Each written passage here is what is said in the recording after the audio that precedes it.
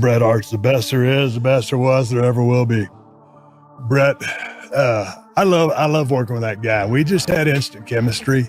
He was a student of the game and a student of other promotions. I'm very thankful to that guy because, he meant a lot to my career. But one of the greatest things about working with Bret for me, because in the 90s, everything was about the character. Bret was wrestling. He was a wrestling purist, right?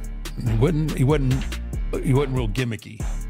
No one could stop him. Not the biggest names in the business, not the toughest guys in the locker room, not the men who carried titles, filled arenas, and sold out pay-per-views across the world. No one could walk into that ring with Bret Hart and come out the other side feeling completely comfortable. Think about what that actually means. We are talking about men who had done this for decades. Men who had been through war games and cage matches and brutal rivalries that lasted years. Men who had faced the most terrifying opponents this business had ever seen. And when it came to Bret Hart, they felt something different. Something that lived deeper than nerves and sat heavier than preparation. Something they could not quite shake no matter how many times they had been through it before. And here is the thing that makes this story so different from every other story about fear in professional wrestling. Nobody feared Bret Hart because he was going to hurt them. Nobody feared him because he was reckless or unpredictable or dangerous in that careless, rotten way some people in this business have been dangerous.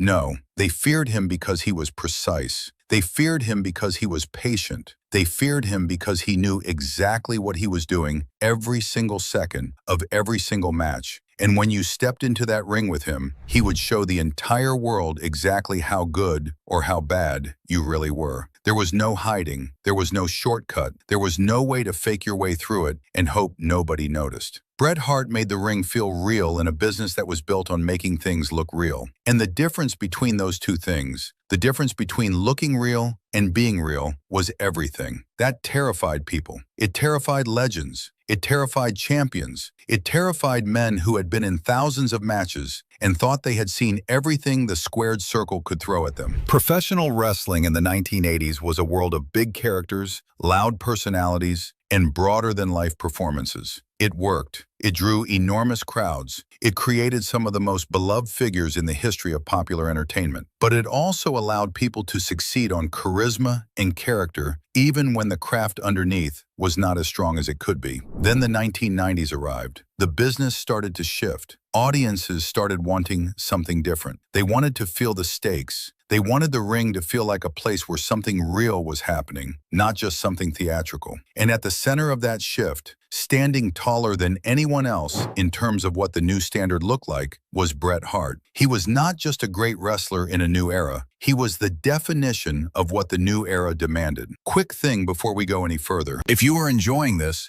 use the hype feature and give hype to this video, because what these legends say about Bret Hart is honestly unreal, and this story deserves to be seen. Now, what makes this so interesting is that every single legend feared Bret for a slightly different reason. One feared being exposed. Another feared falling short of a family legacy. One feared losing his mystique. And one feared being forgotten entirely by a changing industry. Different fears, different stories, same man at the center of all of them. So let us go through them all, and let us start at the very beginning. Let us start where Bret's own fear was born. Because before Bret Hart was the man who scared everyone else, there was someone who scared him. Number 11, the Dynamite Kid. Before Bret Hart became the standard that everyone else measured themselves against, he was a young man in Stampede Wrestling who was genuinely scared to step into the ring. Not nervous, not anxious, scared. And the man who scared him was Tom Billington, better known as the Dynamite Kid. Dynamite was one of the most gifted wrestlers who ever lived. He was small, fast, and technically brilliant. He was also willing to hurt you if he felt like it. That combination made him terrifying. Bret has described working with Dynamite and Stampede as one of the most uncomfortable experiences of his early career. The discomfort was not just about style, it was personal. Dynamite resented the fact that Bret was the promoter's son. He felt Bret had been handed opportunities that Dynamite had to bleed for. So when they got in the ring together, Dynamite did not just work stiff, he worked mean. He broke Bret's nose on purpose. He took cheap shots that had nothing to do with the match and everything to do with sending a message.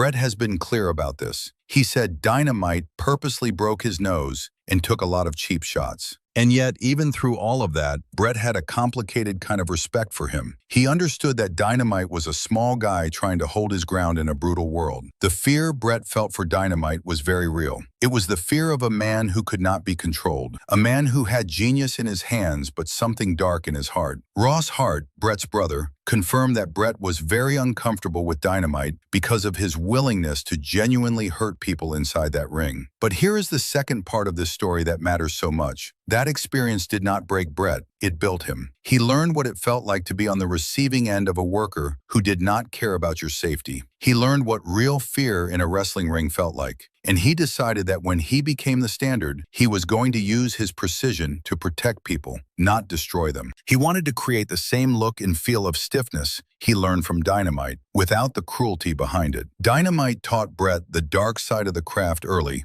and Brett spent the rest of his career making sure that darkness never touched the people he worked with. That is where the Hart standard was born. Not in a headline match, not at WrestleMania. It was born in Stampede Wrestling, in the uncomfortable space between a promoter's son and a bitter genius who wanted to prove a point. Number 10, Goldberg. If the Dynamite Kid taught Brett what fear felt like, then Goldberg confirmed why that fear mattered. Because everything Dynamite was on a personal level, Goldberg was on a professional level. Goldberg was powerful, physical, and exciting to watch. Crowds loved him. He had a presence that very few performers in the history of this business have ever matched. But inside that ring, according to Bret Hart, he was dangerous in the worst possible way. He was dangerous because he did not know what he was doing, and he could not be trusted to keep his partner safe. Bret has talked about this many times. He has been very direct about it. Before their match at Starrcade 1999, Bret told Goldberg not to hurt him. He asked him plainly. He made the request that every professional in that business understood as a basic rule. Take care of your partner. Keep them safe. Make it look real without making it real.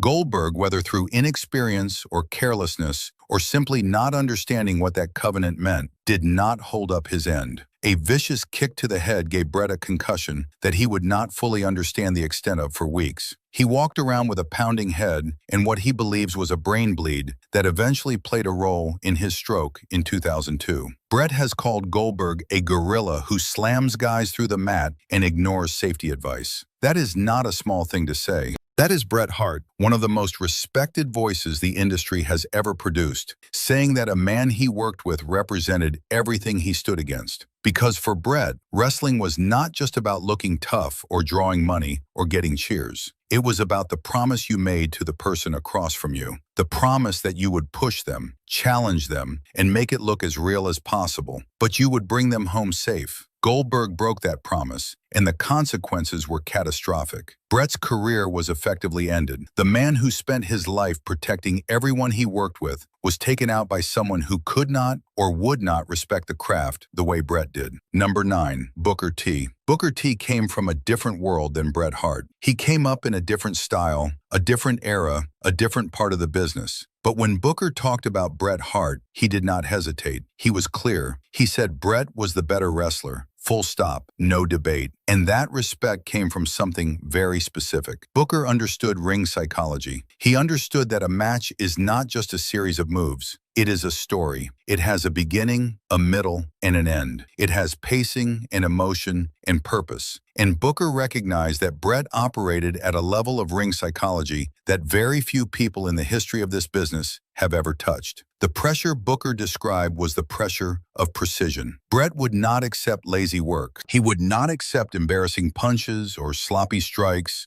or moves that looked fake because the person doing them was not committed. He demanded that every single thing inside that ring look and feel legitimate. For younger wrestlers stepping in with him, that pressure was immediate and intense. You could not hide from it. Bret's ring psychology made it clear right away if you were out of your depth. And that was the fear. not physical pain, the fear of being seen as someone who did not belong at that level. Booker also said something powerful about what Bret did for the people he worked with. He said Bret made people better. He said Bret's precision and commitment to storytelling forced his opponents to engage at a higher level. You could not coast through a Bret Hart match. You had to show up, think clearly, and work with intention. And if you did, you came out the other side a better wrestler than you were when you went in. There is a sadness in Booker's take as well. He acknowledged that Bret struggled in his later life with bitterness, and he viewed that as a tragedy. Because the man inside that ring, the performer, the technician, was someone the business should celebrate without reservation. The bitterness was a shadow on an otherwise brilliant light, but Booker never questioned the light itself. In the ring, Bret Hart was the most technically intimidating performer the business ever produced. That was Booker's honest take. And Booker T is not a man who gives that kind of praise easily. Number 8, Roddy Piper. Roddy Piper was not afraid of anything. That was his whole identity. He was the man who walked into any room, any fight, any situation, and dared you to do something about it. He was raw,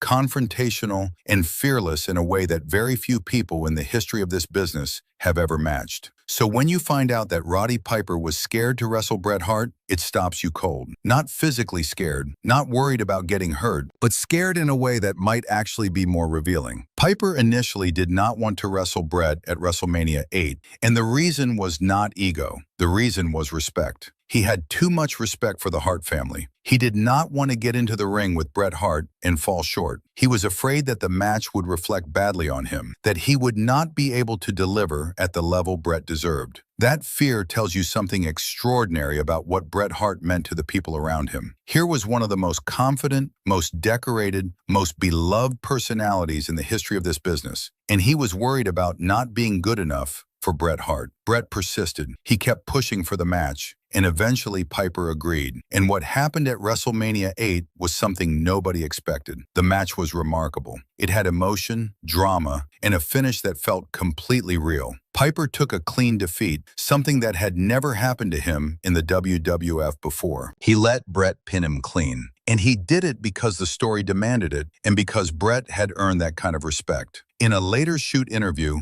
Piper said that Hart was his favorite opponent, not his easiest, his favorite, because working with Bret forced him to find levels of performance he did not know he had. That fear of falling short was actually the thing that pushed Piper to one of the best matches of his career. This is one of the most beautiful things about the Hart standard. It did not just make Bret better, it made the people around him better. The fear of failing him became the fuel that pushed his opponents to exceed themselves. Number 7, Ric Flair. Ric Flair built his entire life on being the best. That was not just a character, that was his religion. Being the best was the thing that got him out of bed every morning, the thing that drove every decision, the thing that defined who he was inside and outside that ring. So when Bret Hart publicly rated Ric Flair a 3 out of 10 as a wrestler, it did not just sting, it hit somewhere deep. Flair was genuinely rattled by it, and the reason it rattled him was not just because it came from Bret, it was because of what Bret represented. Bret's style of wrestling did not need showmanship. It did not need robes or big personalities or dramatic falls off the top rope. It needed skill. Clean, precise, grounded skill.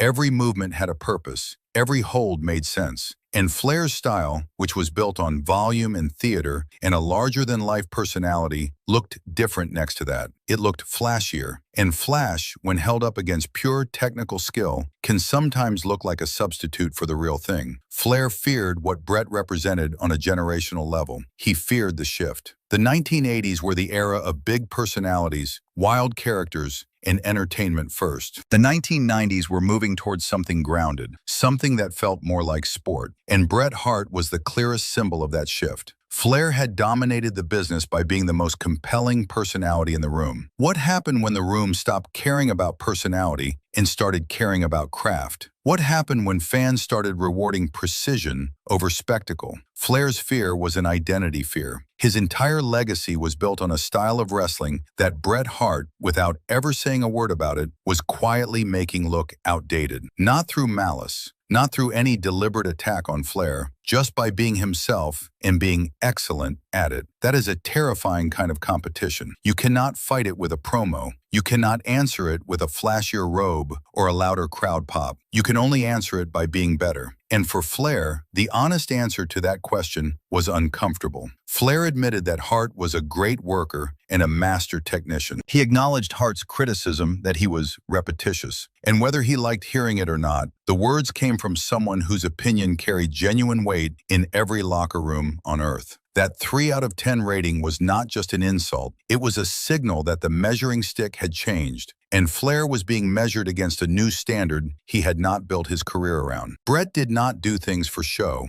A side Russian leg sweep meant something. A second rope elbow meant something. Every single action was purposeful, textbook, and deliberate. Next to that kind of intentionality, theatrical flash starts to look like a very different kind of performance. Not lesser, necessarily, but different in a way that the new era of fan was beginning to notice. Number 6, Kevin Nash. Kevin Nash was one of the biggest men in the history of this business, literally and figuratively. He had size, he had charisma, and he had a way of commanding attention in any room, and he was smart. Nash was always one of the smarter political minds in the locker room, someone who understood the game being played around him and knew how to navigate it. So when Kevin Nash talked about the fear he felt around Bret Hart, he framed it in the most honest possible way. He said the fear was not physical. Nobody was afraid of Bret Hart physically. The fear was the fear of being exposed. Nash acknowledged something that most wrestlers in his position would never say out loud. He said Bret had the ability to make you look exactly as good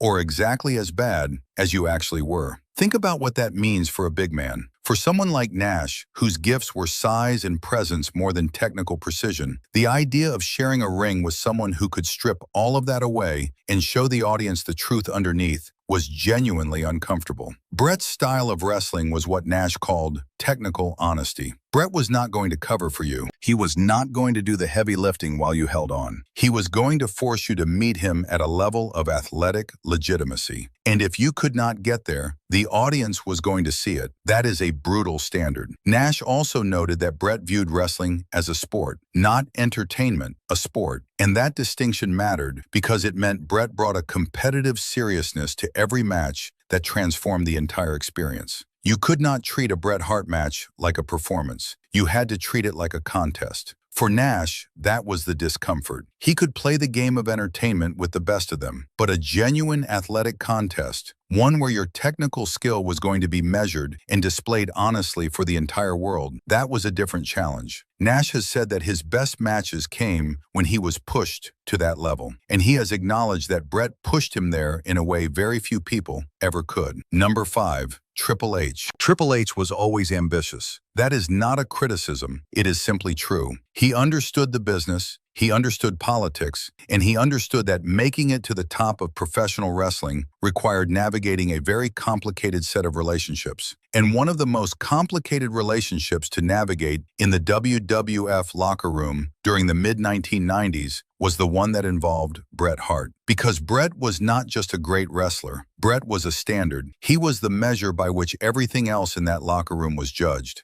And he was not shy about enforcing that standard. Triple H acknowledged Bret's supreme technical authority in the ring. He talked about how Bret operated by a set of standards that were intimidating even to seasoned veterans. He described Bret's realism, determination, and grit as the pinnacle of what this industry could produce. And he said plainly that it does not get any better than Bret the Hitman Hart. But there was another layer to the fear Triple H felt, and it went beyond just the craft. Bret had the locker room's respect in a way that carried real weight. He was the voice of the dressing room. He had earned that role through years of excellence and consistency. And that meant that if you failed to meet his standard, if you were sloppy or dishonest, or more concerned with politics than with the craft, Bret would notice. And when Bret noticed, and when Bret spoke, people listened. That was the fear of consequence, not physical consequence, professional consequence. Your reputation in that locker room depended in part on how Bret Hart saw you.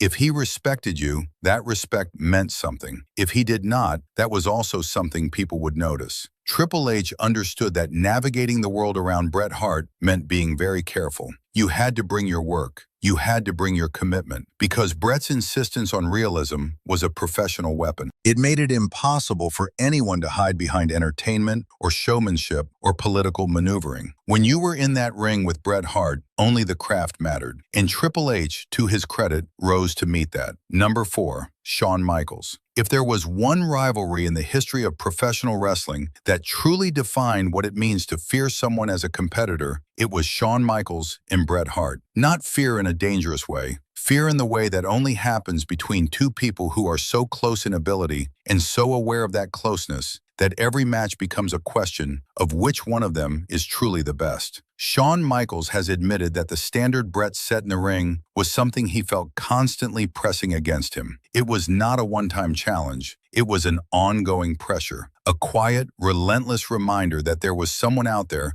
who was doing everything with perfect purpose, perfect timing, and perfect control. And that someone would never take a shortcut. Michaels said that in a Bret Hart match, every movement had purpose. Every hold made sense. You felt like you were inside something real. His timing was exact. His control was absolute. And that quiet consistency built a kind of respect that was also a kind of pressure. Think about what it means to work alongside someone like that. Every tiny mistake gets noticed. Every beat that is slightly off. Every moment that does not quite land. Everything that falls short of perfection is visible because the standard sitting right across from you is perfection. That was what Michaels had to deal with every time he and Bret were in the same building. Their rivalry became deeply personal for many reasons, but at its core, it was personal because both men recognized the other as the greatest threat to their legacy. Not their health, their legacy, their place in history. The Iron Man match at WrestleMania 12 stands as the definitive proof of that. Both men gave everything. There were no wasted moves. Precision was the priority above everything else.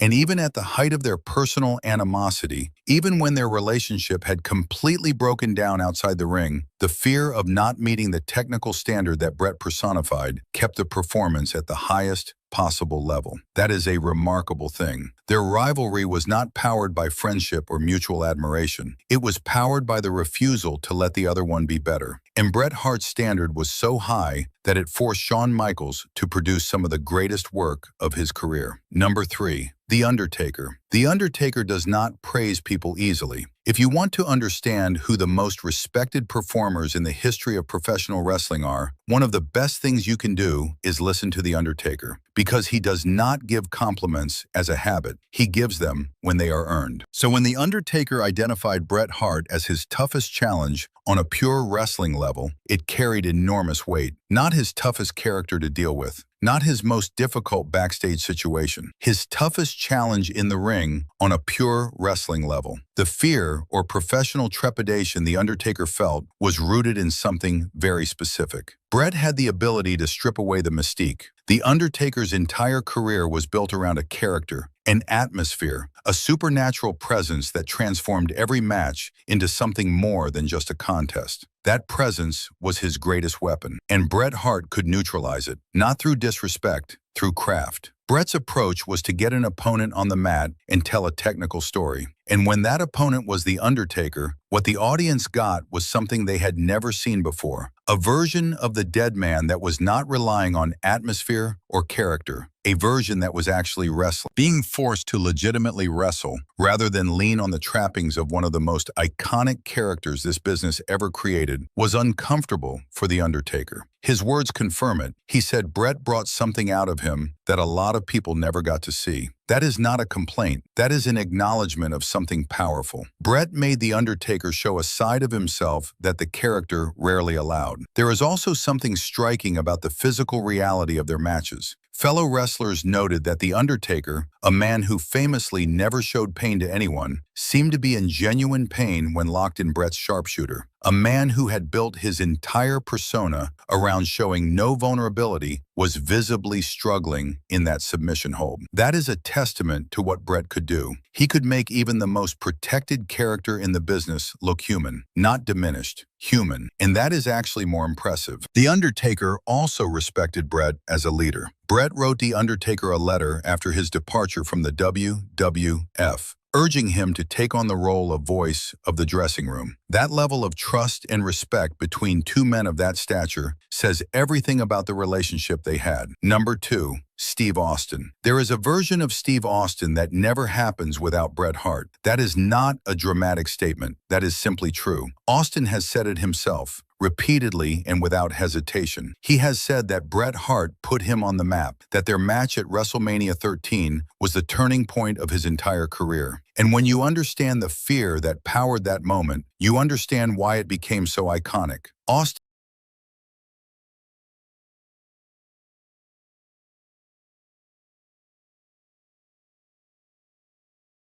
Probably Rick Rude was probably the toughest out of our bunch. And because he wasn't scared of nothing. Rick was a different kind of a guy. He was almost like a pit bull, you know. The nicest guy, I mean, he would do anything for you. But boy, you crossed him, he'd be the first one to throw the punch and he'd do everything he could to win.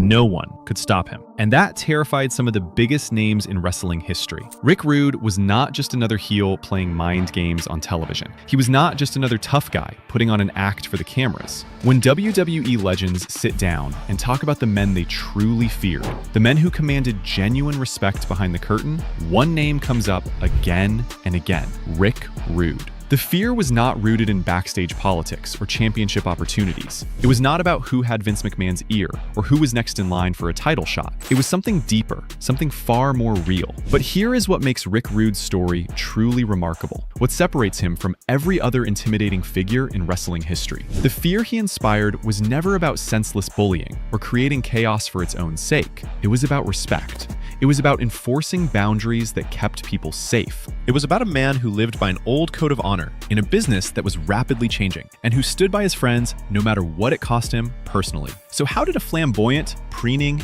arrogant heel, a man who kissed women in the crowd and posed in custom airbrushed tights, become the one person even the biggest stars in the industry would not dare cross? The answer is not what you expect, and it reveals a side of professional wrestling most fans never see. Before we count down the 5 moments that prove exactly why legends feared Rick Rude, do me a favor. If you are enjoying this deep dive into the real history behind the characters, give hype to this video. It genuinely helps us bring you more stories like this, the stories that reveal the truth behind the performance, and it only takes a second of your time. Now, let us get into it. Rick Rude grew up in Robbinsdale, Minnesota, a working-class area that served as an unprecedented incubator for professional wrestling talent during the late 20th century. His immediate social circle at Robbinsdale High School included future industry icons such as Kurt Hennig, Barry Darsow, Nikita Koloff, John Nord, Tom Zenk, and Brady Boone. But these were not just casual school friends who happened to share a few classes. They shared a grueling blue-collar work ethic and a natural disposition towards physical dominance. Before any of them entered the professional wrestling ranks, they needed to make a living. Many of these young men worked as bouncers at a bar called Grandla B's in northeast Minneapolis. This was not a friendly neighborhood establishment where you grabbed a quiet pint after work. Grandla B's was frequented by biker gangs and characterized by frequent, highly volatile brawls. The environment was genuinely dangerous. Working as a bouncer there required authentic physical courage, high-level combat effectiveness, and the ability to neutralize violent threats instantly, without hesitation. It was under the supervision of Eddie Sharkey, a bartender and former professional wrestler, that this cohort was eventually scouted and trained for the ring. Among this assembly of elite powerlifters and street fighters, which even included the future Road Warriors, Hawk and Animal, Barry Darsow made a striking declaration. He said Rick Rude was the toughest out of the entire bunch. Darsow called him a pit bull. He explained that Rude was not scared of anything or anyone. Beneath his fearsome exterior,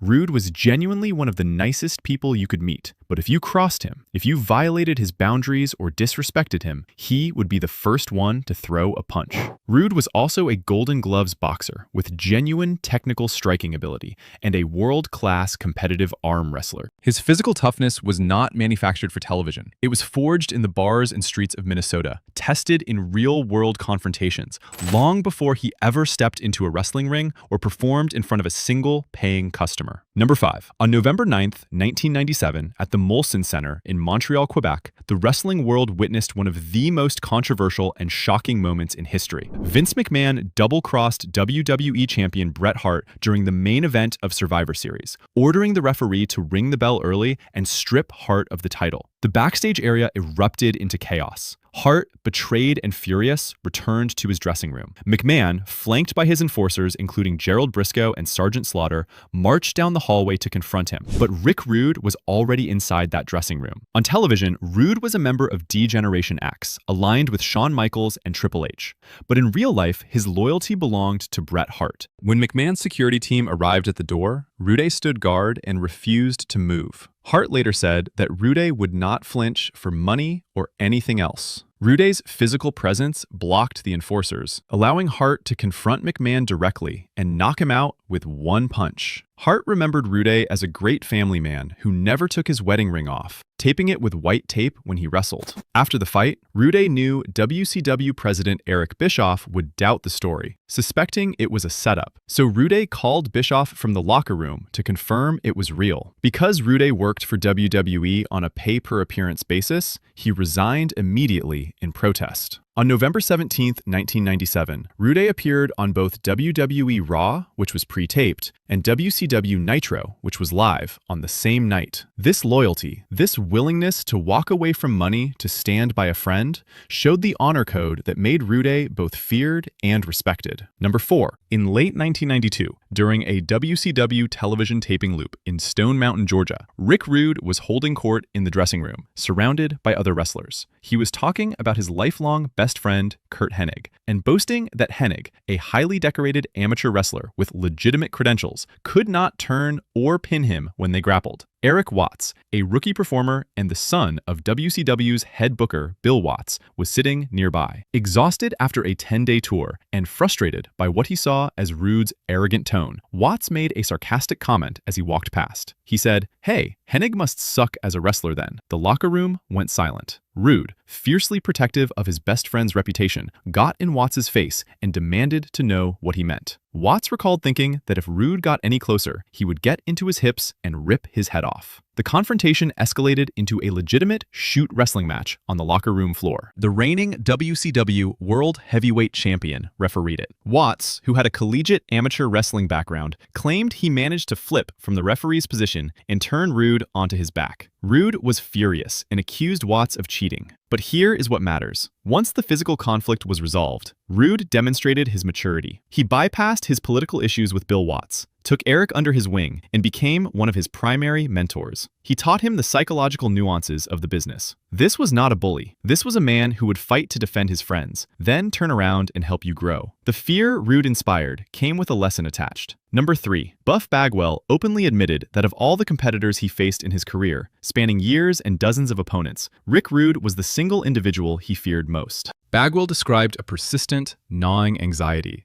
saying Rude felt like at any moment he could snap and kill you, and there was absolutely nothing you could do about it. This was not irrational paranoia or exaggeration for dramatic effect. It was a rational, measured response to Rude's physical reality and the extreme measures he would take when cornered. On May 1st, 1994, during a WCW International World Heavyweight Championship match in Fukuoka, Japan, Sting executed a suicide dive to the outside. As he landed, Rude's back struck the sharp corner of an elevated, unpadded concrete platform.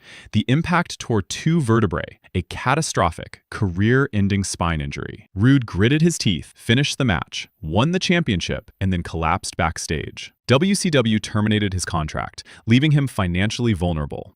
Many wrestlers carried lucrative disability policies with Lloyd's of London, but the insurance firm exploited a loophole to deny Rude's payout. At age 36, desperate and without his livelihood, Rude filed a $630,000 lawsuit against WCW and personally sued Sting, blaming him for the reckless dive. The legal battle created immense tension. Rude needed Sting to cooperate and testify in his favor during the deposition, but Sting felt obligated to tell the truth, which would hurt Rude's case. Recognizing that his family's financial future was on the line, Rude took drastic action. He intercepted Sting on the side of the road on Georgia 400, confronting him with a loaded .357 revolver tucked into his belt. Bagwell met Sting at the gym immediately after and recounted that Rude, with a gun in his hand, told Sting, "I hope you do the right thing at the hearing." Sting arrived at the gym pale white, visibly shaken. While Sting was a powerful athlete, an injured, desperate Rick Rude with a firearm was a different level of danger. The confrontation illustrated that Rude would cross any boundary, legal, professional, or physical, to protect his family. It was terrifying proof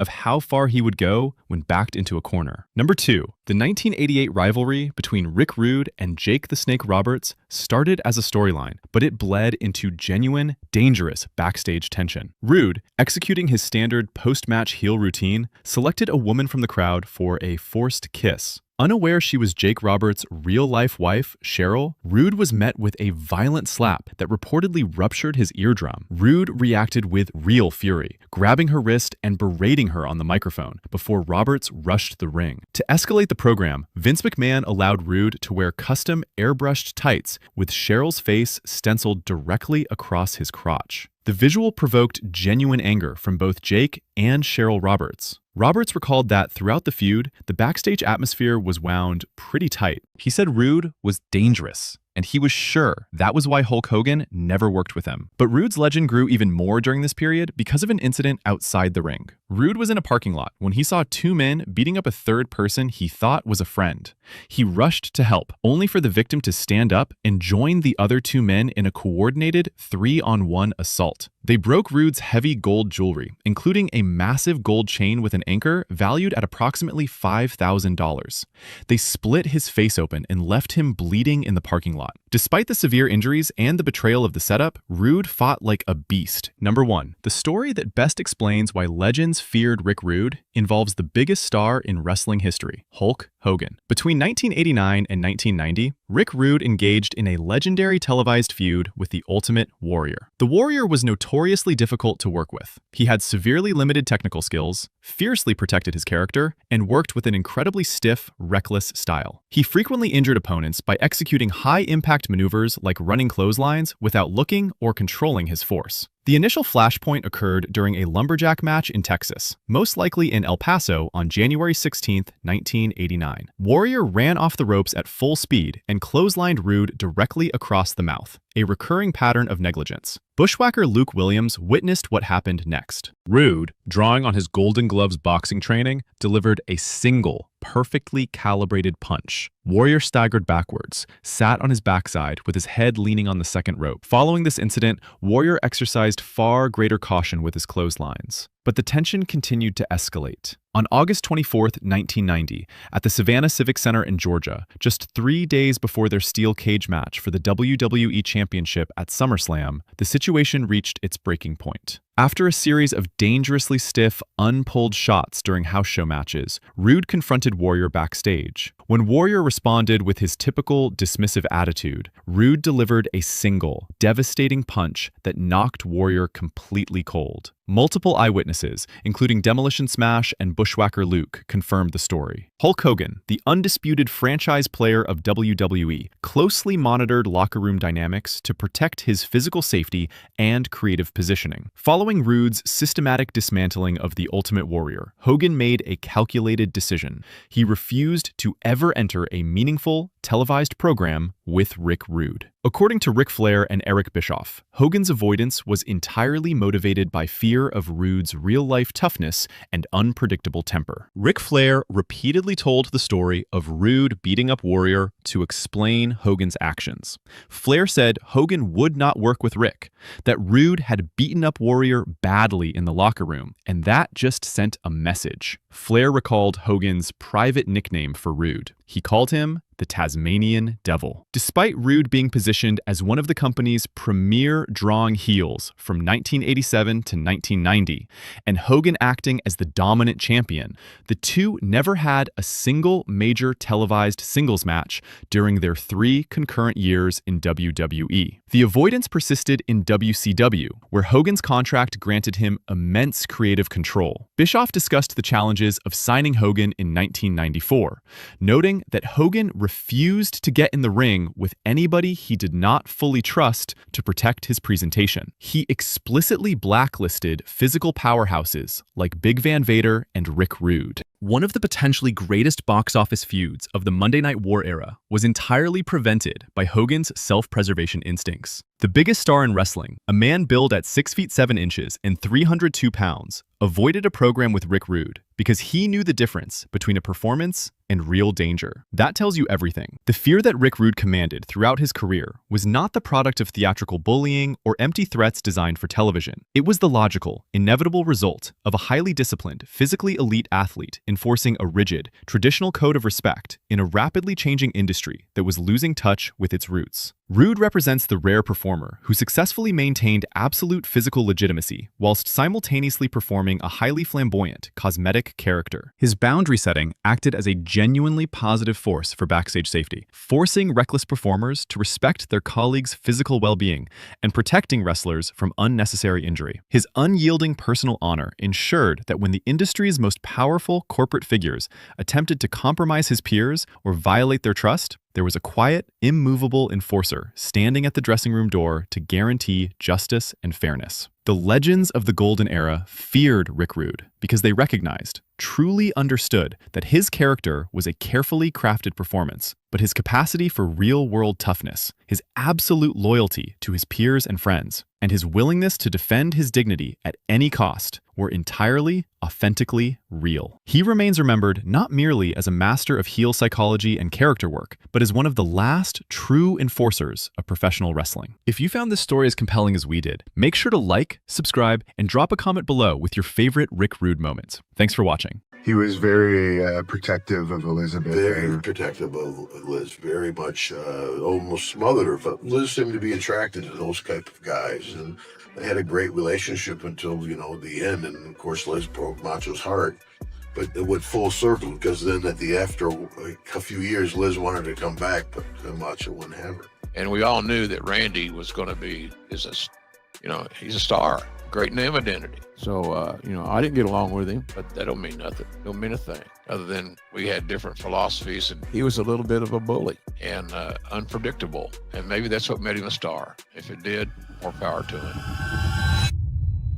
Nobody could stop him. That is not a hype line. That is not marketing. That is what the people who stood across from Randy Savage, worked beside him, traveled with him, argued with him, and feared him every single night said when they were asked to describe the man. Not fans, not journalists, the legends themselves, Hall of Famers, guys who never scared easy, guys who had been in every kind of situation professional wrestling could throw at them, those guys. And they all said the same thing in different ways. He was real, completely, dangerously, uncomfortably real. And in a business built on making people believe something that is not true, being that real made Randy Savage the most intimidating force the locker room had ever seen. And before we go any further, if you are already feeling this, hit the hype button on this video right now. It puts this in front of more wrestling fans, and it tells me you want more deep dives exactly like this one. Now let us get into it. Here's the thing about professional wrestling. The whole art of it is illusion. You are supposed to look like you are hurting someone without actually hurting them. You are supposed to look furious without being furious. You are supposed to make people believe a story that is already written. Most guys understood that assignment and they clocked in, performed, and clocked out. Randy Savage did not get that memo, or he got it and threw it away, because for Savage there was no line between the performance and the person. The intensity you saw on your television screen was the exact same intensity that filled every room he walked into, and that scared people. Genuinely, not kayfabe scared, actually scared. 10 people are going to tell you that story today, and we are going to start with the last man standing in that list, because his story might be the most violent of all of them. Number 10 is Road Warrior Hawk, and his story with Randy Savage did not start with a match. It started with a misunderstanding. Hawk believed, wrongly according to Savage's own brother Lanny Poffo, that Savage had made some kind of inappropriate move toward Hawk's wife. That was never true, but Hawk believed it. And in 1996, at a New Japan Pro Wrestling show, Hawk decided to handle it. As Savage was walking through the gorilla position, right at the curtain, about to make his entrance, Hawk came from behind and ambushed him. Savage took the hit, then he straightened himself up, and he walked out and performed his match at an elite level anyway because the show had to go on. But the moment his professional duty was done, Savage came back looking for Hawk. The locker room had to step in before that second chapter got written, but Hawk did not walk away from it either. And years later, the two of them crossed paths again at a Kid Rock concert in Tampa, Florida. They were both in the VIP section. Savage saw Hawk extend his hand like nothing had ever happened between them. Savage did not take it. He went straight into attack mode. No words, no warning. Eyewitnesses described what happened next as two monsters colliding inside a bathroom that was not built to handle either one of them. Urinals were ripped off the concrete walls. Bathroom stall doors were shattered completely. 15 security guards stood there and watched because not one of them was willing to step between those two men. The fight even spread to the women with them. Hawk's wife was involved, and Hawk later claimed she suffered permanent neurological damage. He took Savage to court. Savage spent a massive amount of money on his legal defense. And even after Hawk died in 2003 and the lawsuit was dismissed, Savage never let that grudge go. That is the kind of man we are talking about. He did not forget. He did not forgive, ever. Number 9 is Hacksaw Jim Duggan. Duggan was on the road with Savage during some of the wildest years of that era, and what he saw was not a performer protecting a character. It was a man consumed by real lived-in paranoia about his wife, Miss Elizabeth. Duggan says Savage was extremely possessive of Elizabeth, and that is putting it kindly. Duggan confirmed that when Savage left Elizabeth at home and went on the road, he would check the mileage on her car when he got back. He was tracking how far she had driven, making sure she had not gone anywhere she was not supposed to go. Duggan also witnessed the airport incident firsthand. Jerry Saggs of the Nasty Boys pulled a crude prank on Elizabeth at an airport,